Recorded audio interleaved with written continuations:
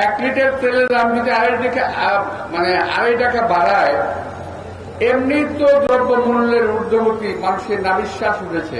আগে শুনতাম বর্গিরা দেশে আসতো, লুট করে চলে যেত। এখন বর্গিরাই ক্ষমতায় বসে গেছে। আড়াই টাকা তেলের দাম বাড়ানোর অর্থ হল সকল জিনিসের দাম বেড়ে যাওয়া।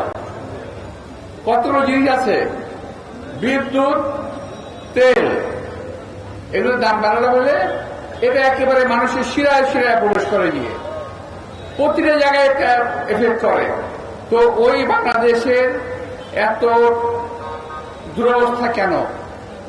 এই বাংলাদেশ আজকে লুটেরাদের রাজত্ব কায়েম হয়েছে। বাইরে আগে শুনতাম বর্গিরা দেশে আসতো, লুট করে চলে যেত। এখন বর্গিরাই ক্ষমতায় বসে গেছে। তারা লুট করে চলে যায় না, তারা লুট করে সম্পদ দেশের বাইরে পাচার করে দেয়।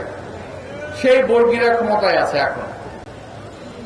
ভাইরা, আজকে এতদিন পরেও যারা একসময় বলেছিল শহীদ রাষ্ট্রপতি জিয়া রহমান নাই, বিএনপিও নাই, যারা ভাবে বিএনপি নাই কিংবা থাকবে না, তাদের মুখে ছাই দিয়ে বিএনপি আল্লাহর রহমতে টিকে আছে এবং বিএনপি টিকে থাকবে আজীবন।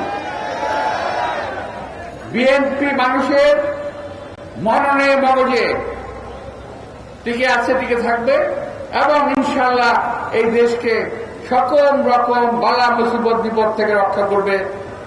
বিএনপির হাতেই একমাত্র বাংলাদেশের স্বাধীনতা নিরাপদ, কারণ এই বিএনপি প্রতিষ্ঠাতা শহীদ রাষ্ট্রপতি জিয়া রহমান, যিনি দেশকে স্বাধীন করেছিলেন। সুতরাং এই একমাত্র বিএনপি একটা দল যার হাতে দেশের স্বাধীনতা সার্বভৌমত্ব নিরাপদ, অন্য কোন দলের হাতে স্বাধীনতা সার্বভৌমত্ব নিরাপদ নয়।